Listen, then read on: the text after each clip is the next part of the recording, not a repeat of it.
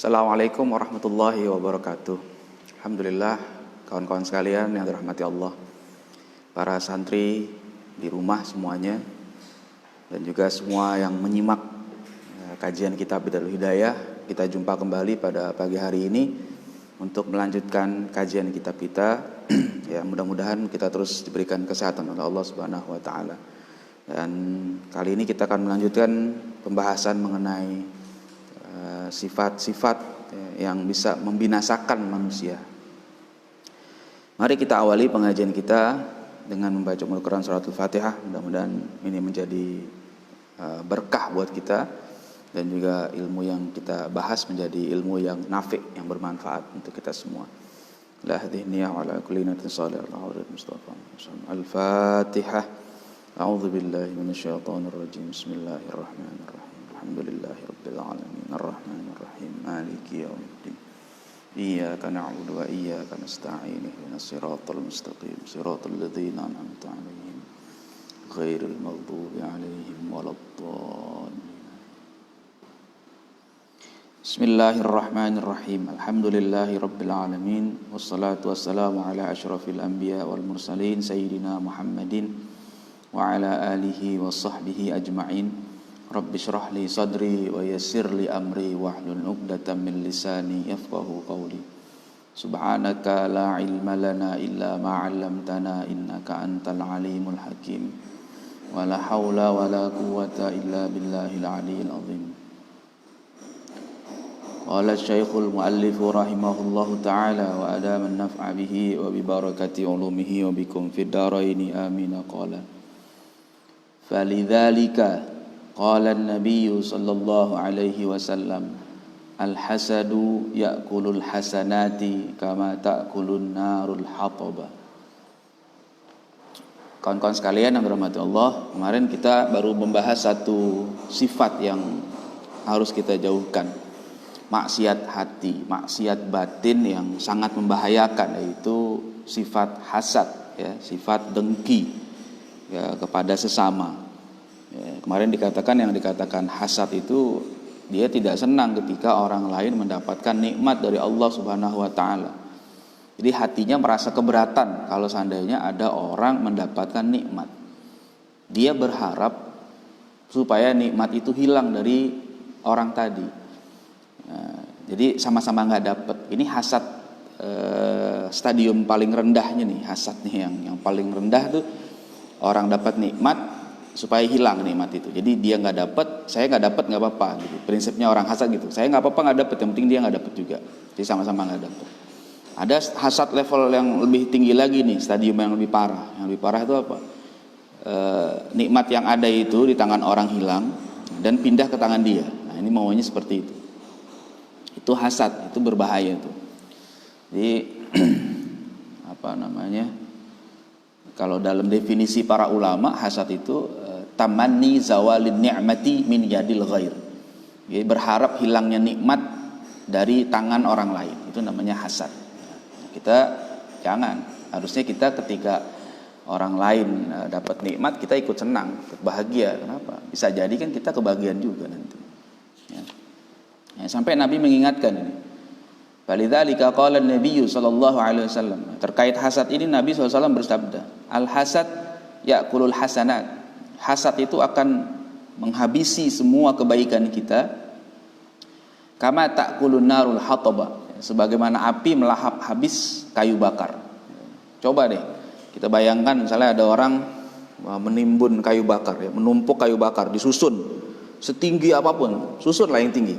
Kalau yang paling kita suka lihat mungkin ada orang mengadakan api unggun, ya, itu nggak terlalu tinggi, kayu bakar disusun, gitu kan, terus nyalakan api sebentar, habis setinggi apapun kayu bakar ini susun ditumpuk, ya, tapi ketika dikasih api langsung habis, tidak lama habis.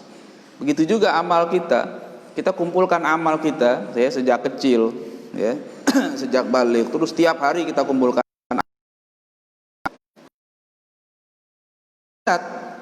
kepada sesama, itu amal soleh kita bisa habis itu, ya.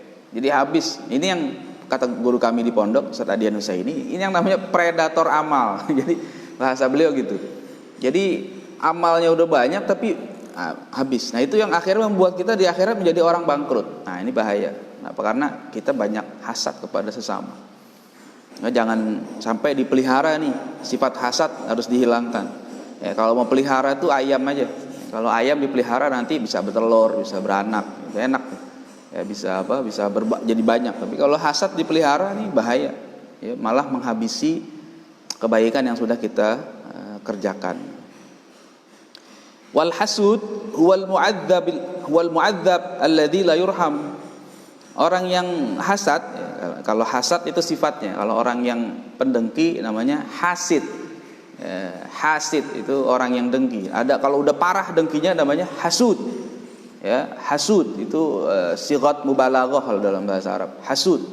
Orang yang sangat pendengki, kira-kira gitu loh. Huwal mu'adzab.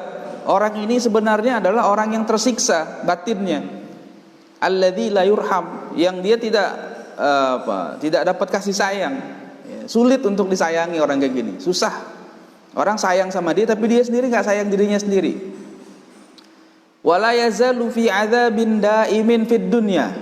Orang yang hatinya sangat pendengki kepada sesama itu, dia akan senantiasa ada dalam azab yang tidak ada habisnya selama hidup di dunia. Jadi sebelum masuk neraka di dunia itu dia sudah tersiksa hidupnya. Kok bisa gitu? Nah, alasannya apa? Nih kata Imam Ghazali begini. Fa inna dunya la takhlu qat min khalqin katsir min aqranihi wa ma'arifihi mimman an'amallahu alaihim bi'ilmin aw malin aw jahin. Karena apa? Karena dunia ini enggak pernah kosong sama sekali dari manusia. Ya, dunia ini sebelum kiamat, kalau udah kiamat habis. Selama masih ada dunia ini, belum kiamat, itu manusia banyak. Ya, baik kawan-kawannya, orang-orang yang dia kenal, dan orang-orang itu Allah berikan nikmat. Apa? Ada yang Allah berikan nikmat ilmu, ada yang Allah berikan nikmat harta, ada yang Allah berikan nikmat jabatan dan sebagainya. Jadi selalu ada. Jadi kalau ada orang hasad, dia kapan mau berhentinya? Enggak akan selesai. Selama dia masih hidup di dunia, dia pasti akan merasa sakit terus hatinya. Ya, misalnya ada satu orang yang dia hasud, ya, dia tidak suka dengan satu orang kaya lah katakan gitu ya. Kemudian orang kaya yang tidak suka itu meninggal misalnya. Tapi nanti ada orang kaya lain lagi yang masih hidup. Dia ngelihat lagi, oh tambah tersiksa lagi deh, oh dia nggak suka lagi. Begitu juga. Ya, macam-macam. Ada orang yang berilmu, dia tidak suka dengan orang berilmu itu. Nanti orang berilmu itu mati, meninggal. Ya, dia melihat orang lain lagi datang berilmu, muncul lagi, hatinya tambah sakit lagi. Jadi selalu begitu terus. Ya, itu makanya kita jangan punya sifat hasad. Jadi kita menyiksa diri kita sendiri. Fala yazalu fi adzabin daim fid dunya ila mautihi. Orang yang hasud itu dia akan selalu terus berada dalam azab yang tidak berhenti selama hidup di dunia. Sampai kapan? Ila mautihi, sampai mati baru selesai. Selesai di dunia, di akhirat wala adzabul akhirati asyaddu wa akbar.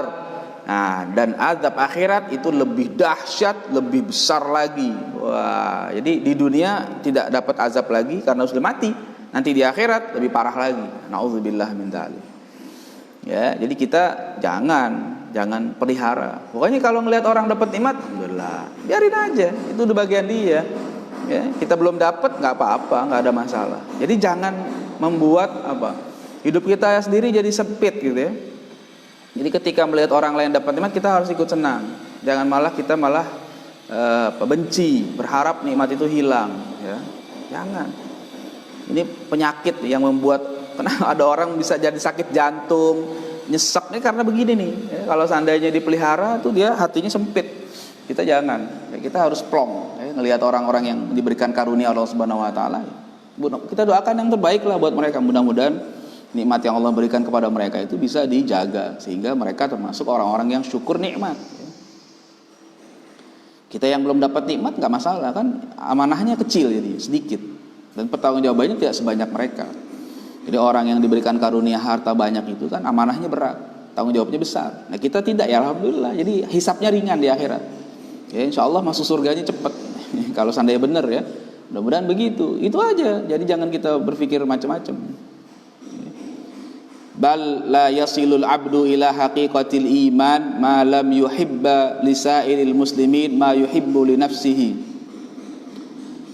Justru seorang hamba itu tidak akan pernah sampai pada hakikat keimanan selama dia belum mencintai untuk saudaranya yang muslim apa yang dia suka untuk dirinya sendiri.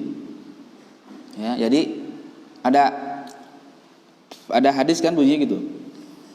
La yu'minu ahadukum hatta yuhibba li akhihi ma yuhibbu li nafsihi. Ada hadis bunyinya begitu.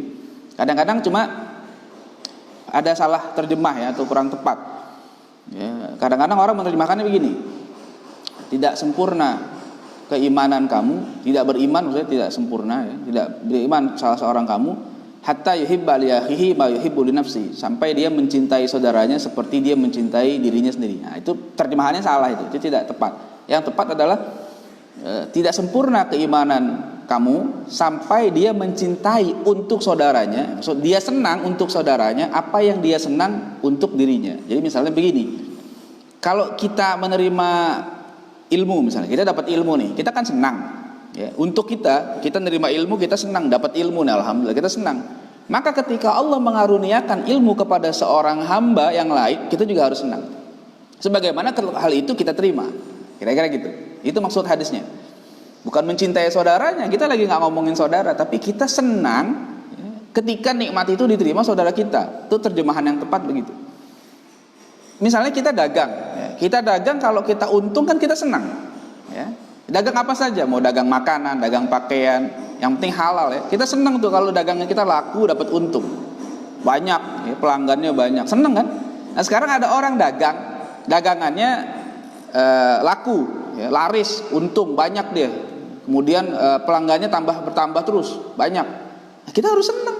Nggak boleh kita hasut sama mereka, nggak boleh kita apalagi sampai muncul suudzon. Wah ini dagangnya laku banget nih, jangan-jangan dia ternak tuyul nih. Ah itu nggak boleh tuh. Ya, jangan-jangan dia pakai jimat nih, pakai apa macem-macem. Ah jangan. Kalau memang dia begitu, urusan dia sama Allah. Kita nggak boleh suudzon. Ya, justru kita senang kalau saudara kita punya usaha, usahanya maju, harusnya kita senang. Alhamdulillah, mudah-mudahan usahanya maju, mudah-mudahan dia mampu, nanti Allah berikan kemampuan sampai bisa pergi haji, bisa membantu sesama. Itu kita doakan seperti itu. Ya, itu maksudnya ya. Jadi orang yang benar-benar keimanannya dia senang ya untuk saudaranya apa yang dia juga senang untuk dirinya. Itu kira-kira begitu. Makanya kayak gini, kita sekarang alhamdulillah Allah berikan karunia. Karunia apa? Karunia ilmu. Kita masih istiqomah untuk duduk hadir di majelis ilmu. Itu nikmat. Mestinya kita juga senang ya, supaya saudara kita juga dapat hal yang sama kan. Bagaimana caranya? Maka kita harus ajak. Kita ajak orang lain yang belum mau ke majelis ilmu, belum hadir, kita ajak pelan-pelan gitu. Supaya apa? Dia dapat nikmat seperti apa yang kita dapat. Karena yang namanya nikmat itu bukan hanya uang saja. Dapat ilmu itu juga nikmat. Nah, maka ketika kita sudah mendapatkan itu, jangan kita puas dengan diri kita sendiri, tapi kita ajak orang lain juga supaya dapat nikmat itu. Ya. Balian bagi ayyusahimal muslimin fis sarra'i wad dharra. Ya. Justru kata Imam Ghazali, harusnya sebagai orang yang beriman, dia itu ikut sama-sama dengan orang muslim. Perasaannya sama, fis-sarra'i wad-dharra, baik ketika senang maupun ketika susah. Ya, jadi ikut merasakan. Ya, fal muslimuna kal bunyanil wahid yashuddu ba'duhu ba'dha. Orang muslim itu seperti apa? Bangunan ya, yang saling menguatkan satu dengan yang lainnya. Jadi kita kan saudara. Ya.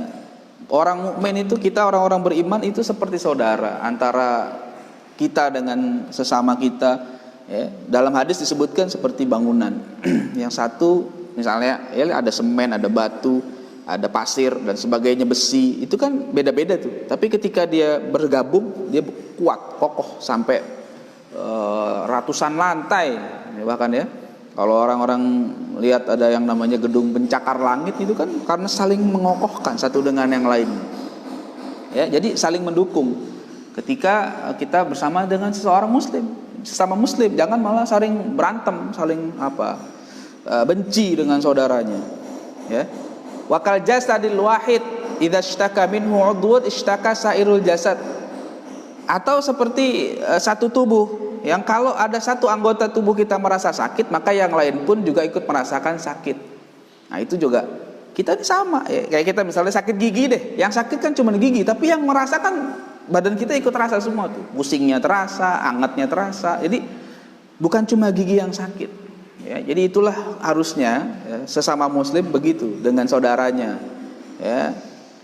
Kan dikatakan oleh Allah Subhanahu wa taala sifat orang yang beriman itu salah satunya adalah asyidda'u 'alal kuffar ruhama'u bainahum.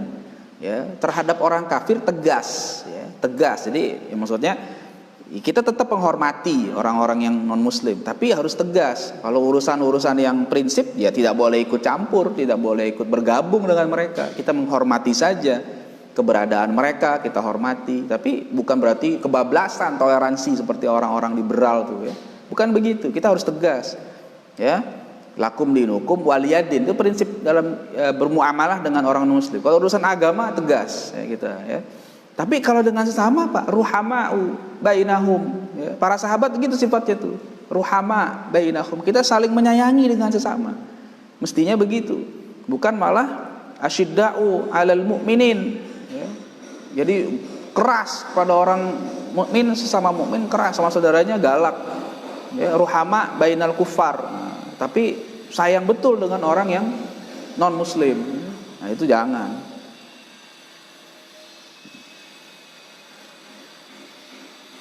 Fa in kunta la tusadifu hadha min qalbika fashtighaluka bi talabit takhallus minal halak ahammu min ishtighalika binawadiril furu'i wa ilmil khusumat. Jika kamu belum mendapatkan di hatimu perasaan seperti itu ya, jadi masih ada hasad maksudnya kata Imam Ghazali, belum dapat nih rasa seperti tadi itu, sayang dengan sesama, merasakan bahwa kita ini sebagai satu jasad, sebagai seperti satu bangunan, itu belum terasa di hati kita kata Imam Ghazali. Maka fashtighaluka bi talabit takhallus minal halak aham. Maka lebih baik kamu menyibukkan dirimu dengan mencari keselamatan dari kecelakaan dunia akhirat. Min istighalika binawadiril furu' wa ilmil khusumat, daripada kamu sibuk mempelajari ilmu-ilmu furu' dan ilmu-ilmu lainnya. Ya, ilmu-ilmu yang bisa bikin kita ribut dengan sesama. Maksudnya apa? Udah deh, mendingan sementara berhenti belajar dulu yang lain, tapi fokus bersihin diri dulu, daripada semakin belajar, semakin ngaji, tapi semakin musuhin saudaranya. Nah itu tanda ilmu nggak manfaat seperti itu. Ya, jadi ilmunya dikit nggak apa-apa, tapi diamalkan. Ya, dia punya ilmu nggak banyak nih, ilmunya cuma sekedar tahu yang fardu ain saja, ya, yang wajib dia bisa kerjakan, ibadah dia sudah bisa kerjakan, tapi dengan saudaranya baik. Ya, dia tidak sampai derajat alim betul. Ya, tidak paham tuh nawadiril usfuru ya, hal-hal cabang yang detail, dia nggak paham. Karena memang terbatas. Tapi akhlaknya baik, tapi adabnya kepada sesama Masya Allah baik betul. Nah, dia lebih baik tuh. Karena apa? Dia selamat. Meskipun ilmunya tidak banyak, tapi dia selamat dunia akhirat.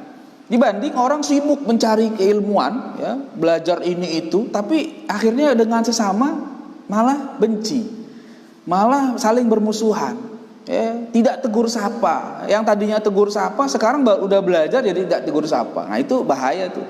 Jadi ciri-ciri ilmu yang bermanfaat itu antara lain begitu. Ya, bukannya malah galak dengan saudaranya, tapi malah jadi baik. Jadi kalau kita belajar malah makin keras hati kita kepada sesama saudara kita, mungkin itu salah tuh belajarnya. Nah, lebih baik belajar membersihkan diri dulu. Jadi semakin kita belajar, semakin kita sayang kepada sesama.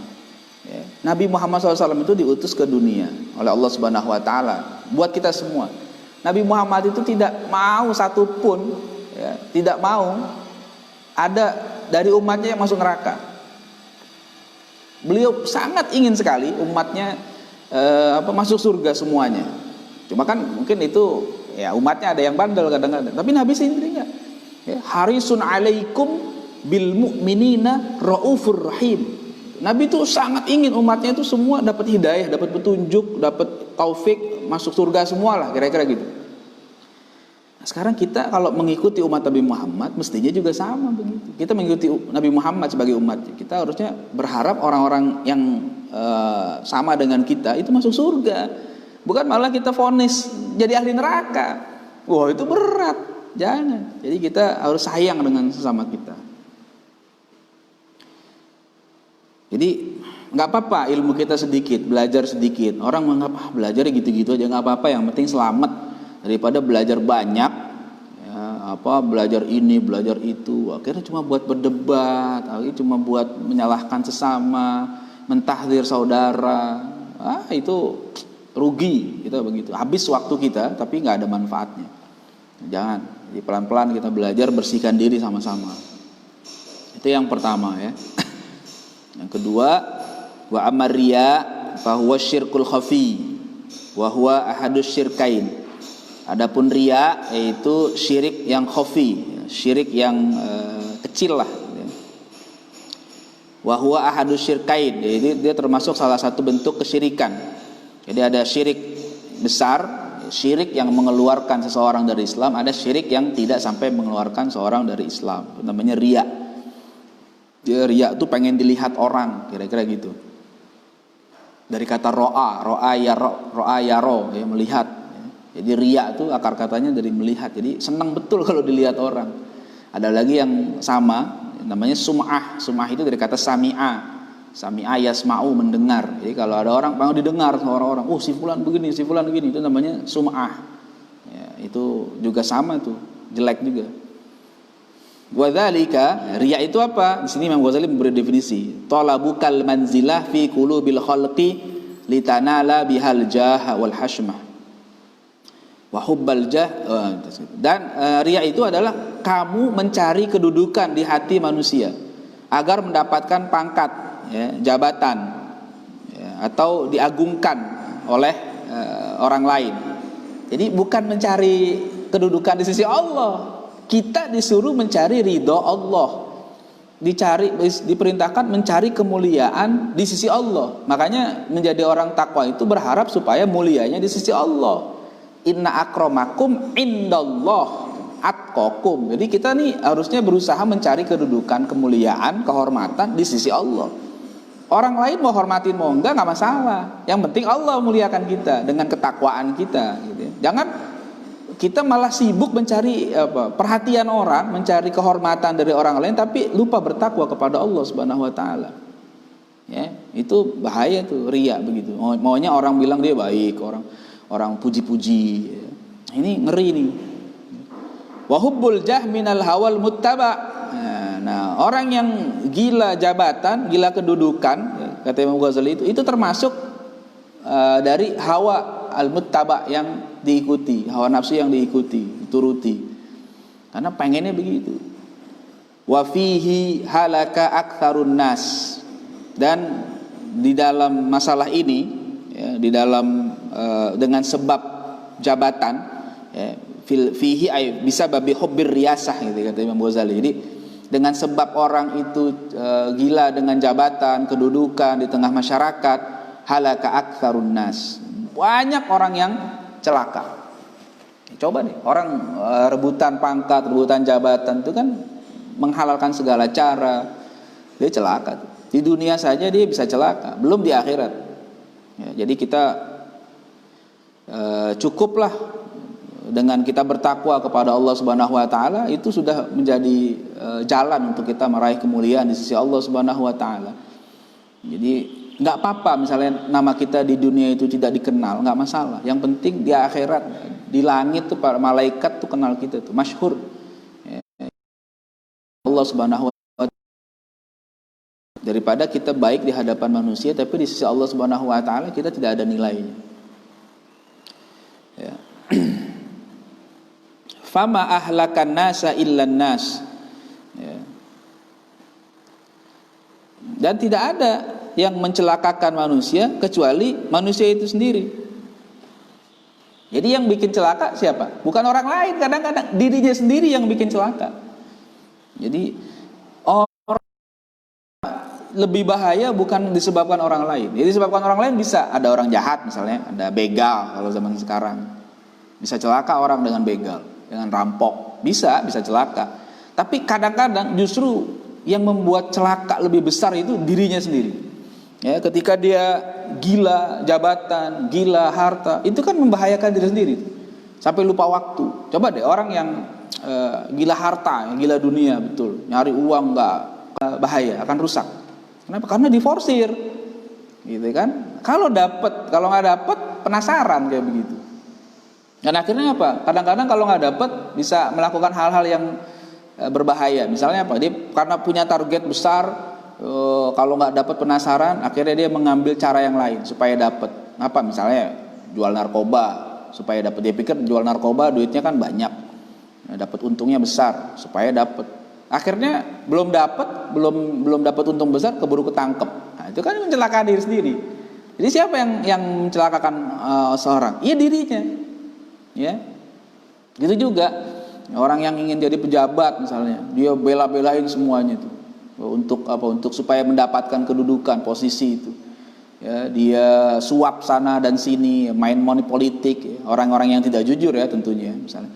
Kemudian juga ada yang sampai menjual apa saja yang dia punya, gitu kan. Kalau terpilih, dia pasti berpikirnya untuk apa? Bagaimana balik modal, kan gitu kadang-kadang. Karena kalau nggak kepilih, coba lihat banyak berita tuh kan, ada orang-orang yang mencalonkan diri menjadi untuk mendapatkan kedudukan. Ya, dia pikir udah keluar uang banyak, kemudian dibagi-bagi ke orang. Begitu pas lihat hasilnya ternyata nggak kepilih. Akhirnya apa? Dia ngambil lagi tuh yang pernah diberikan kepada orang-orang. Ya, misalnya dia pernah nyumbang ke masjid, sumbangannya diambil lagi. Kan itu kan kacau, celaka. Jadi yang bikin celaka seseorang itu lebih banyak dirinya sendiri kok. Ya, yang bikin kita sakit itu lebih banyak diri kita sendiri, bukan orang lain. Nah, makanya kita harus hindari sifat-sifat yang tidak baik sehingga lebih terjaga. Walau ansofan nasu haqiqatan la alimu anna aktsara ma hum fihi minal ulum wal ibadat fadlan an a'malil adat laisa yahmiluhum 'alaiha illa mura'atun nas wa hiya muhbitatun lil amal. Seandainya manusia itu insaf, ya, menyadari, ya, seandainya nih orang tuh tahu, sadarlah hakikat, ya, la alimu, dia pasti akan menyadari, akan tahu, faham bahwa aktsara ma hum fihi minal ulum, bahwa kebanyakan ilmu yang ada pada diri mereka, wal ibadat, kemudian ibadah, fadlan anil a'malil adat, apalagi amal-amaliyah yang sifatnya adat saja. Laisa yahmiluhum illa 'alaiha illa mura'atun nas. Ya, yang menjadi motivasi mereka untuk mengerjakan itu, memperbanyak itu hanya untuk mendapatkan pandangan orang, riya tadi. Wa hiya muhbitatun lil a'mal. Padahal motivasi seperti itu justru malah akan menghapuskan pahala amal yang sudah dia kerjakan. Nah, jadi kalau orang yang tahu hakikatnya, dia tidak mau beramal karena orang. Kenapa? Sebab dia udah capek belajar, ya, ngumpulin ilmu banyak. Dia udah capek ibadah, udah capek sedekah, ya, sudah apalagi berbuat baik kepada sesama dan sebagainya. Tapi ternyata niatnya itu ingin mendapatkan perhatian dari orang lain. Padahal itu malah membuat pahalanya habis, hilang. Kalau dia sadar, dia insaf, dia tidak akan mau melakukan itu. Kenapa? Rugi. Sudah capek, tidak ada pahala. Ya, kalau kata pepatah kita, sudah jatuh ketiban tangga. Jatuh aja udah nggak enak, ketiban tangga lagi gitu. Nah itu rugi kita. Makanya memang harus pelan-pelan. Sekarang ini kita harus lebih hati-hati. Ya, koreksi diri kita masing-masing. Masuk saya pribadi juga harus hati-hati, ya, bawa diri, jangan sampai ada niat-niat untuk riya dan sebagainya. Itu sekarang nih peluang untuk menghapuskan pahala banyak. Ya, pekerjaan kita sudah kita lakukan, terus kita share. Itu bisa jadi riya. Kalau niatnya riya, hati-hati. Nah, habis itu pahala kita tuh. Makanya memang lebih baik udah kita beramal. Kalaupun kita ingin memberitahu kepada kawan-kawan, niatnya memang ingin berbagi supaya mereka juga ikut dalam kebaikan itu. Jangan niatkan untuk dapat pujian. Orang mau puji mau nggak puji biarin aja. Orang kalau sekarang mau like atau nggak like, mau follow atau nggak follow, terserah mereka. Yang penting kita sudah menyampaikan, sudah mengajak, niatnya begitu saja. Yuk kita berbuat baik. Kalau mau syukur, alhamdulillah. Kalau nggak juga nggak apa-apa. Jadi jangan gara-gara nanti begitu kita sharing, kita sampaikan ke orang, begitu orang celah kita lemes. Ya enggak, kita beramal bukan karena manusia. Orang mau puji atau mau celah nggak ada masalah. Ya kalau bahasanya Pak Anies ya, Anies Baswedan tuh, Bang dicaci tidak. Nah itu kira-kira gitu. Mau dibilang apa kayak yang penting tetap beramal karena Allah Subhanahu Wa Taala. Ya, tugas kita mengajak ya mengajak, tapi bukan untuk dipuji-puji. Ya. Bukan cari perhatian orang. Ya. Kita niatnya kita niatkan supaya mengajak saudara kita. Yuk yang belum mengaji misalnya, yuk ngaji yuk. Ini ada pengajian. Yang belum beramal, yuk beramal. Niatnya itu, jangan mau dipuji-puji, enggak. Kita bukan cari itu, usahakan. Ya. Fil khabar, sebagaimana datang penjelasan dalam hadis, annasyahida yu'maru bihi yaumal qiyamah ilan nar. Imam Ghazali ini ada syahid, orang yang syahid tapi disuruh masuk neraka pada hari kiamat. Kan orang biasanya kalau syahid masuk surga, berpikir ternyata ada gitu ya, orang yang di dunianya mati syahid tapi ternyata masuk neraka. Bukan karena jadi Allah mengingatkan kalau manusia, karena manusia itu hanya bisa menilai aspek zahir saja, dia tidak bisa melihat aspek batin. Jadi menghukumkan zahir karena dia meninggal di medan perang ya syahid nilainya, tapi batinnya kan Allah yang tahu. Nah kata Allah Subhanahu Wa Taala, kamu ikut perang itu bukan karena ingin agamaku tinggi, bukan, tapi karena kamu ingin dibilang hebat, kamu dibilang pahlawan, kamu ingin dibilang sebagai pemberani dan sebagainya. Waqad qila dzalik, kan kamu dulu di dunia sudah dapat gelar-gelar itu, disebut pahlawan, ya disebut pemberani, disebut hebat, udah dapat. Terus ngapain lagi minta balasan sekarang? Udah ke neraka. Wah, kira-kira gitu. Allah marah. Ini masalah niat, ini penting. Dzalika ajruka, ya. Itulah balasan buat kamu. Dulu kamu sudah dapat balasan di dunia, sekarang di akhirat udah nggak ada balasan lagi. Nah, ini peringatan nih buat kita semua. Wa kadzalika yuqalu lil alim wal haji wal qari. Begitu juga dikatakan untuk orang yang berilmu, orang yang berhaji dan orang yang rajin baca Quran. Itu juga sama, hati-hati nih niatnya. Wah, insyaallah berat betul ini kita nih kalau kita main-main nih. Orang alim dikatakan, nah, apakah orang alim pasti masuk surga? Belum tentu. Makanya ini ngeri.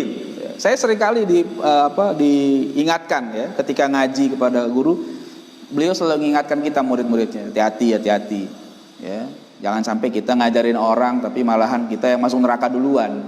Kenapa? Karena niat kita nggak benar, niat kita pengen dapat sesuatu dari orang lain, niat ingin dipuji dan sebagainya. Nah, itu hati-hati. Jadi orang yang berilmu pun punya resiko juga masuk neraka, ya, hati-hati. Jadi kita harus tetap terus bermujahadah memperbaiki diri kita. Kita niatkan karena Allah Subhanahu Wa Taala. Mau dikasih, nggak dikasih, mau dipuji, mau dicela, jalan terus. Ya, nggak peduli kita.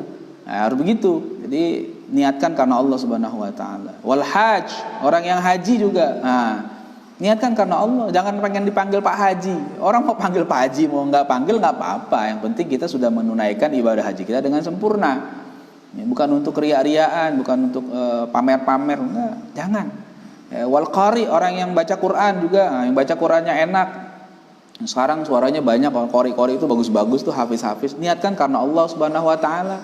Jangan karena niatnya supaya apa? Supaya orang puji, ya, orang banyak yang suka. Nah, itu bahaya. Jadi niatkan, jadikan suara yang indah yang Allah berikan kepada kita itu sebagai syiar, ya, supaya banyak orang mendapatkan hidayah dengan mendengar lantunan suara yang indah. Peduli amat kalau mereka mau suka atau enggak dengan kita, yang penting kita sudah menyampaikan kalamullah kepada sesama kita. Bacakan dengan baik, dengan niat yang ikhlas. Ya, jadi jangan sampai kita rugi. Ini peringatan. Makanya kalau baca kitab tasawuf kayak begini nih, ngeri sebenarnya. Ngerinya kenapa? Ya ini kita mentok pada diri kita sendiri. Tapi nggak mau harus dijalani. Kalau nggak kita nggak ada yang ngingetin, nanti bahaya. Ya. Nah, kemudian itu yang kedua. Sekarang wa ammal ujub wa ammal ujubu wal kibru wal fakhru fa huwa da'ul udal. Ya. Adapun ujub itu rasa kagum terhadap diri sendiri, ya. Wal kibru dan sombong, wal fakhru dan membanggakan diri, bangga terhadap dirinya sendiri, fahuwa da'ul udal, yaitu penyakit yang sangat berbahaya, ya, penyakit ini. Ada rasa kagum, saya hebat ya. Nah, itu bahaya, itu sombong. Batrul haq wa ghamtun nas, ya. Sombong itu merendahkan orang lain, menolak kebenaran, merasa dirinya lebih baik. Nah, ini juga fakhr, bangga-banggakan dirinya. Ini penyakit yang sangat bahaya. Apa itu? Wa huwa nadhrul abdi ila nafsihi bi'ainil izzi wal isti'zam, yaitu sikap memandang dirinya sendiri dengan pandangan kemuliaan, keagungan. Jadi orang menganggap dirinya itu mulia sendiri. Oh, saya ini orang hebat, oh saya ini orang yang ini. Wah, pokoknya dirinya sendiri dia pandang hebat. Wa ila ghairi bi'ainil ihtiqar wadzul. Sedangkan memandang orang lain dengan pandangan penghinaan, dengan pandangan yang rendah, meremehkan. Dia sih gitu. Nah, kira-kira gitu. Nah, itu bahaya itu. Ya, memang nih satu penyakit. Kalau dalam satu riwayat disebutkan afatul ilmi al khuyala. Nah, itu lagi itu. Ya, penyakit orang-orang berilmu itu kadang-kadang ada khuyala, ada rasa sombong. Kadang-kadang, makanya ini harus dihilangkan. Wa natijatuhu 'alal lisan ayyaqula ana wa ana. Nah, dan buahnya, ya, hasilnya dari sifat sombong itu biasanya lisannya tuh kalau ngomong ana wa ana, saya maksudnya bukan ngomong saya merasa gitu ya, oh saya yang paling ini, oh saya yang ini, oh saya. Nah, itu udah mulai bibit-bibit kesombongan muncul dalam dirinya. Kama qala iblisul la'in, sebagaimana iblis yang terkutuk mengatakan apa? Ana khairun minhu. Nah, itu kan kata-kata ana itu dari situ. Ini kalau dalam tasawuf disebut penyakit ananiyah gitu. Jadi ada sifat keanaan dalam dirinya sendiri. Ana khairun minhu, kata iblis, saya lebih baik dari Adam. Khalaqtani min nar wa khalaqtahu min tin. Kau ciptakan aku dari api, sedangkan kau ciptakan dia dari tanah. Jadi Adam direndahkan, ya, Nabi Adam alaihissalam direndahkan oleh iblis karena merasa dia lebih baik dengan kata-kata ana khairun minhu.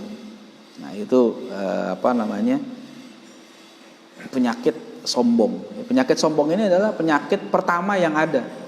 Ya, penyakit sombong itu kan iblis tuh kan, aba wastakbaro. Penyakitnya itu iblis tuh. Makanya kalau kita mulai sombong itu ada penyakit iblis dalam diri kita. Hati-hati. Jangan sombong, jangan bangga, jangan kagum dengan diri sendiri. Jangan kita meremehkan orang lain, ya.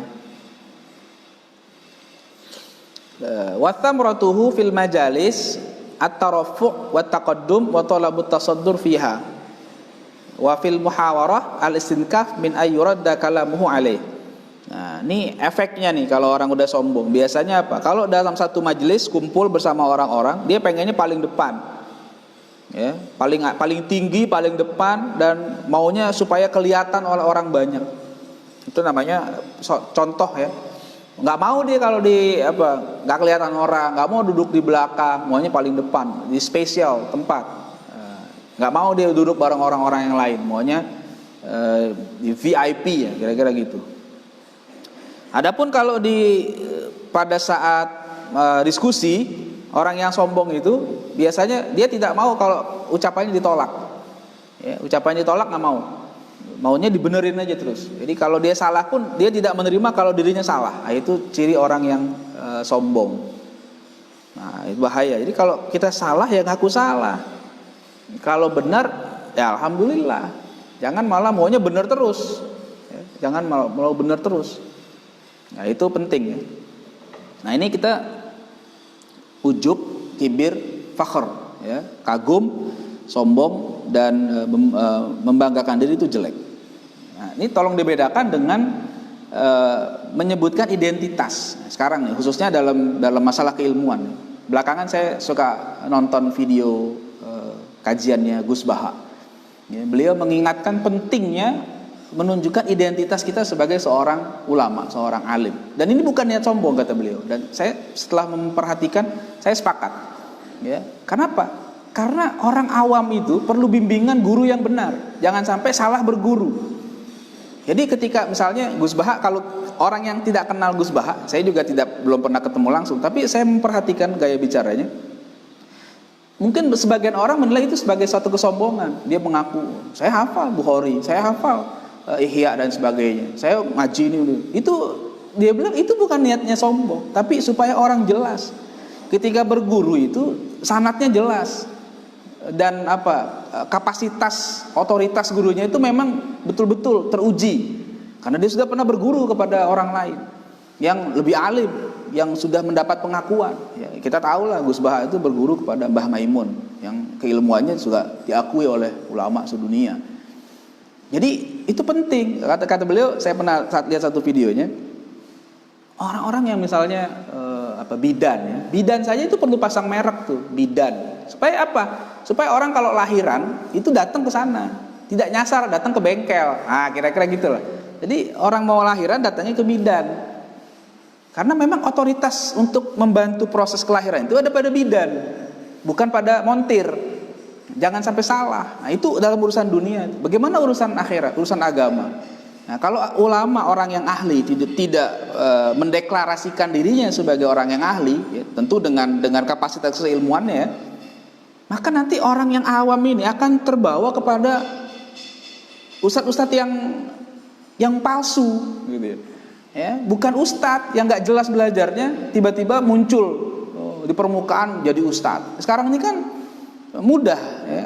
Ada semacam, kalau orang bilang sekarang penyakit self branding, kira-kira gitu. Dia membrand dirinya sendiri. Oh, saya pakar ini, ya. Motivator tiba-tiba jadi ustadz, ya. Kenapa? Karena ketika memberi motivasi, mengutip satu ayat, dua ayat, satu hadis, langsung ustadz. Dia motivator, ya. Belum jadi ustadz lah. Apakah otomatis gara-gara mengutip langsung jadi ustadz? Ya, tidak. Ya, nggak tahu belajarnya di mana, tiba-tiba langsung jadi ustadz ini, ustadz itu.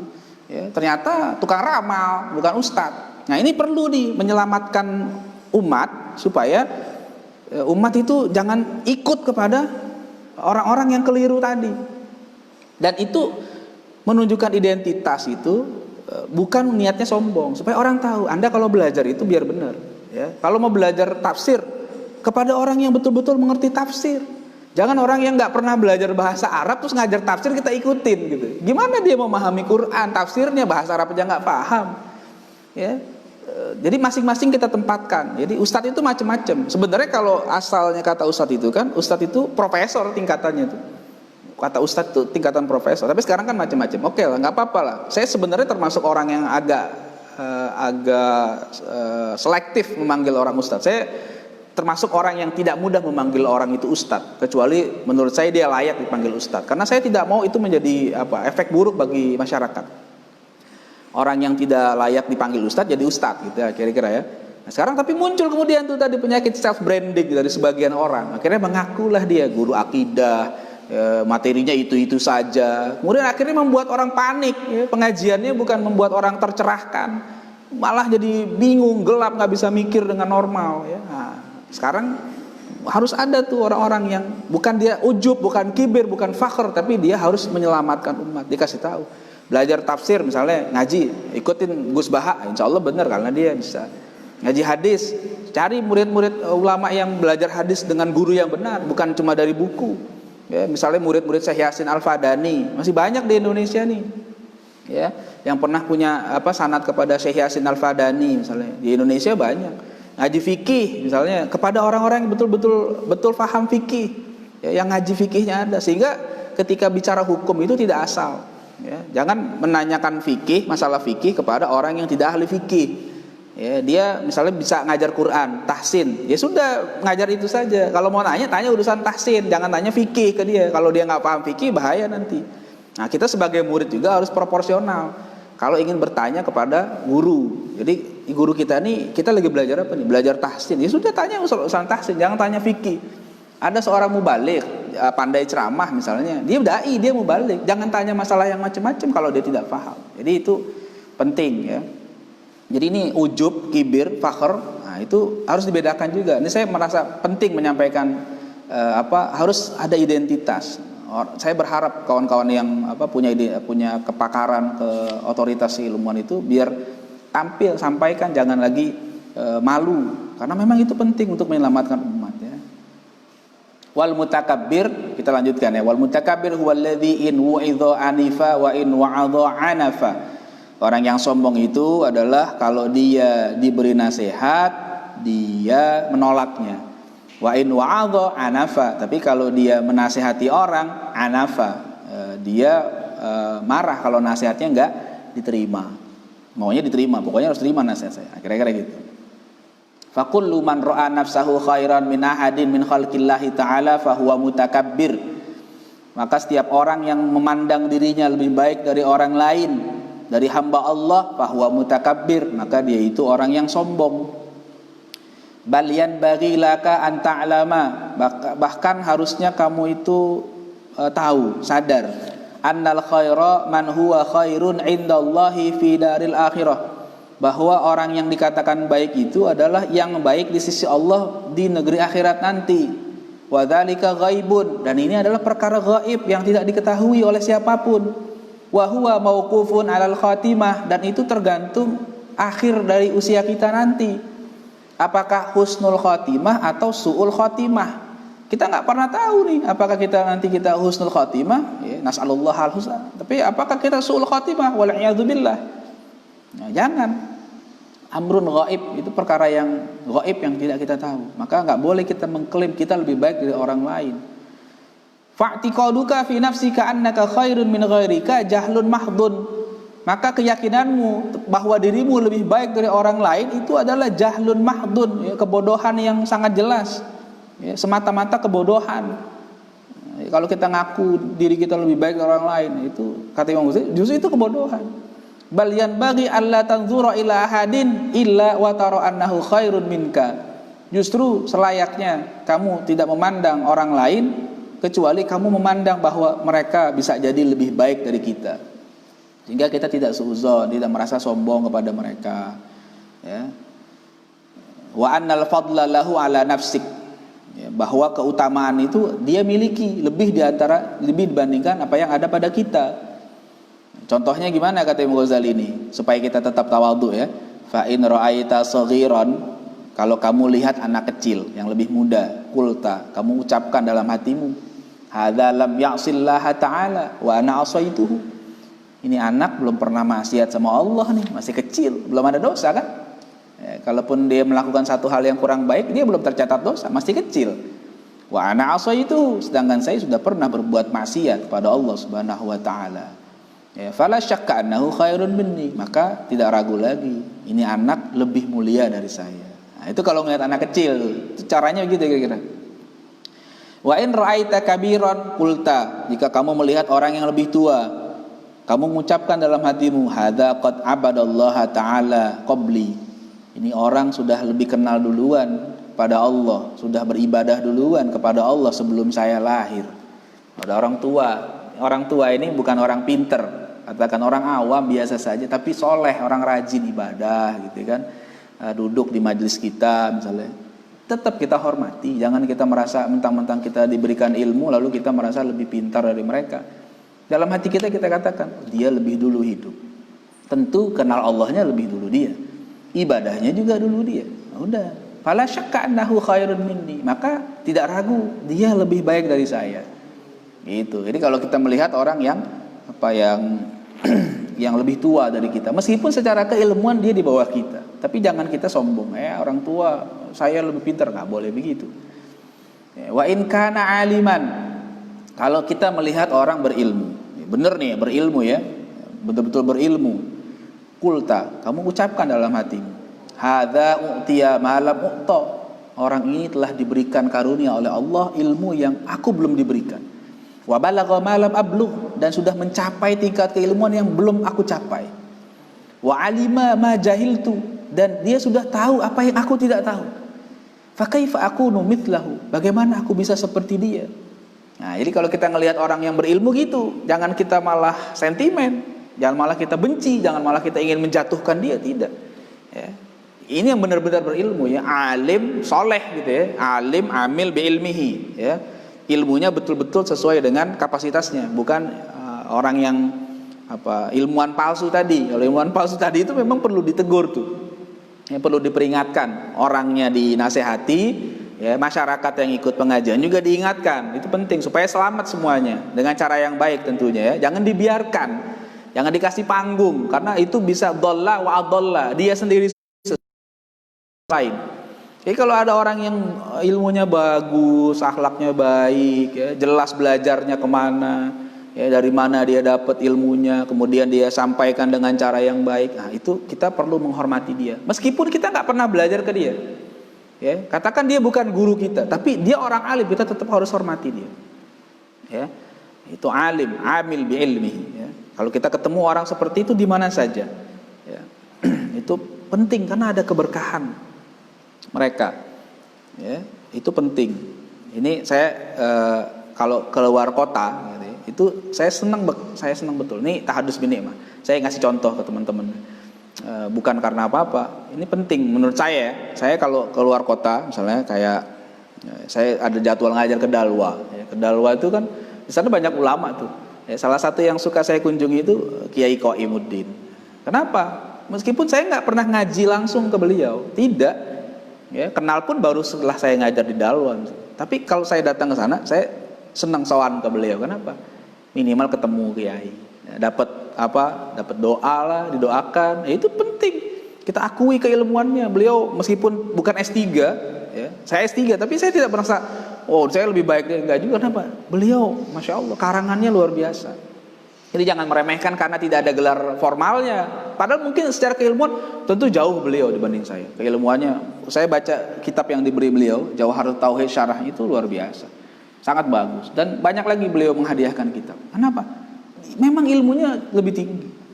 Dan ulama-ulama yang di sekitar itu saya datang. Bukan tujuannya apa-apa, karena ini ada keberkahan di orang-orang yang soleh seperti ini, orang-orang yang alim seperti ini. Meskipun tidak ada gelar formal. Ya, kadang-kadang kan orang suka menganggap remeh kalau yang tidak ada gelar formalnya. Nah, jangan seperti itu. Jadi ilmu itu bukan ada pada gelar, tapi ada pada penyampaian yang benar, otoritasnya bisa kelihatan.